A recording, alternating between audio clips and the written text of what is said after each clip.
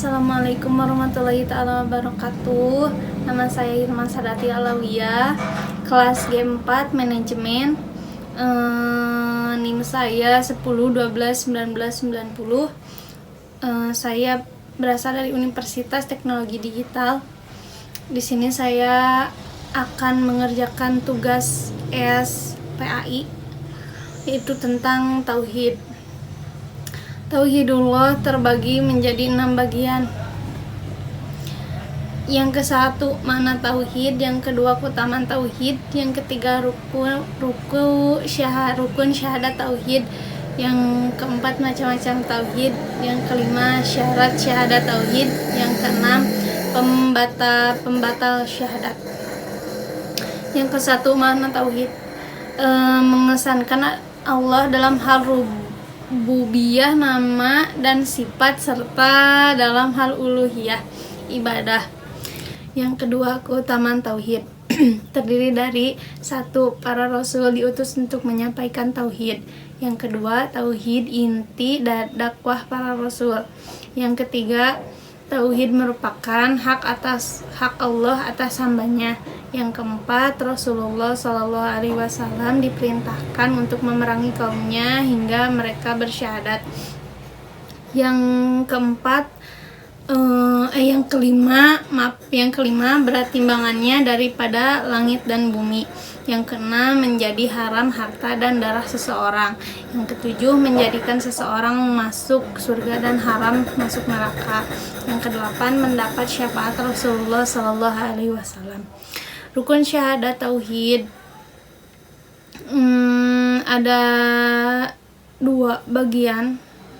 Yang satu meniadakan, mengandung konsekuensi al-bara, berlepas diri. Yang kedua menetapkan, mengandung konsekuensi al-wala, loyalitas.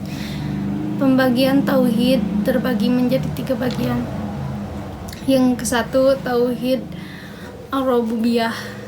Secara bahasa dinisbatkan pada nama Allah Ar-Rabb yang memiliki beberapa arti. Al-Murabbi artinya pendidik, An-Nasir penolong, Al-Malik pemilik, Al-Musallih yang memperbaiki, Asyadi As-Sayyid tuan, Al-Wali pemimpin, pelindung atau penolong. Secara istilah, mengimani bahwa Allah adalah pencipta, pemilik yang mengatur semua perkara di alam ini, menghidupkan dan mematikan, serta persoalan-persoalan takdir dan sunnah kauniyah yang lain. Kandungan tauhid rububiyah ada 3. 1. Mengimani perbuatan-perbuatan Allah secara umum, menciptakan, memberi rezeki, menghidupkan, mematikan, dan lain-lain. Yang ketiga, mengimani qada dan qadar Allah. Yang kedua tadi ya. Yang ketiga, mengimani keesaan zat Allah. Yang kedua, tauhid al-asma wa sifat, mengakui secara teguh segala nama dan sifat Allah yang terdapat dalam Al-Quran dan As-Sunnah. Madhab salaf dalam asma dan sifat, menetapkan apa yang ditetapkan Allah dan Rasulullah SAW tentang zat Allah tanpa taktil, penolakan, takrif penyimpanan, penyerupaan, dan takyif pendeskripsian dengan balasan firman Allah yang artinya tidak ada yang menyerupainya dan dia maha mendengar lagi maha mengetahui. Quran surat 42 ayat 11. Pengalaman pertama menolak golongan mumasil dan muhayyid, sedangkan pengalaman kedua menolak golongan mu'athil dan muharrib. Pembagian sifat menurut ahlu sunnah wal jamaah. 1. Sifat subutiyah, tetap positif, yaitu sifat yang mengandung makna kesempurnaan milik Allah Subhanahu wa Ta'ala. Sifat ini ada 2 macam. Sifat jatiyah yang terkait dengan fisik Allah, bukan terkait dengan kehendaknya, dan sifat ini selalu meletak padanya seperti mendengar, melihat, berkehendak, dan lain-lain. Sifat fi'iyah, perbuatan, yaitu yang terkait dengan kehendaknya, dikerjakan atau ditinggalkan terserah kemauan dan kehendaknya, seperti istiwa, bersemayam, tertawa, tazub, turun ke langit dunia, datang pada hari kiamat. Yang kedua, sifat salbiyah negatif, yaitu sifat yang mengandung makna yang bertentangan dengan kesempurnaan Allah dalam rangka menetapkan kebaikannya, seperti menafikan rasa kantuk dan tidur yang dimaksudkan untuk menetapkan kebalikannya, yaitu al-hayyu dan al-qayyum. Yang ketiga, sifat tauhid al-awahiyah. Secara bahasa diambil dari kata ilah, bermakna al-ma'bud yang diibadahi, dan al-muta yang ditaati. Secara istilah mengesahkan Allah dalam hal ibadah dan ketaatan, yaitu mengesahkan Allah dalam hal perbuatan manusia seperti sholat, puasa, nazar, takut, sehingga tauhid uluhiyah tidak berwujud kecuali dengan dua asas: mengarahkan semua jenis ibadahnya hanya kepadanya, ikhlas. Perbedaan antara rububiyah dan uluhiyah.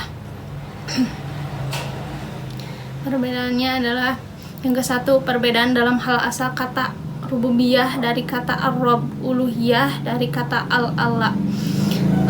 Keterkaitan rububiyah, persoalan kunyah seperti menciptakan, menghidupkan, disedangkan keterkaitan uluhiyah dalam hal perintah dan larangan. Tadi yang kedua, sekarang yang ketiga. Tauhid rububiyah diyakini oleh kaum musyrikin, sedangkan tauhid uluhiyah mereka tolak. Yang keempat, kandungan tauhid rububiyah adalah keilmuan atau wacana, sedangkan kandungan tauhid uluhiyah adalah amalan. Yang kelima, tauhid rububiyah mengandung konsekuensi tauhid uluhiyah, dan tauhid uluhiyah mencakup tauhid rububiyah. Yang keenam, orang yang bertauhid rububiyah tidak menjadi mukmin, yang menjadikannya mukmin adalah tauhid uluhiyah. Yang ketujuh, tauhid rububiyah adalah mengesahkan Allah dalam hal perbuatan Allah, sedangkan tauhid uluhiyah adalah mengesahkan Allah dalam hal perbuatan manusia. Syarat diterimanya syahadat.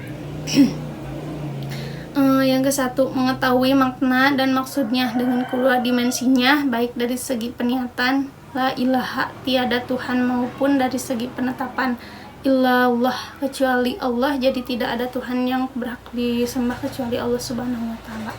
Yang kedua, meyakini kandungannya dengan keyakinan yang kuat. Yang ketiga, menerima apa yang dimaksudkan oleh kalimat ini dengan hati dan lisan. Yang keempat, tunduk kepada kandungannya. Yang kelima, jujur, yaitu ia menyibukkan dengan lisan yang dibenarkan oleh hatinya. Yang keenam, ikhlas yang tidak dicampuri oleh perasaan riya. Yang ketujuh, mencintai kalimat dengan segala kandungannya. Mungkin dicukupkan sekian dari saya. Maaf bila ada kesalahan. Wassalamualaikum warahmatullahi wabarakatuh.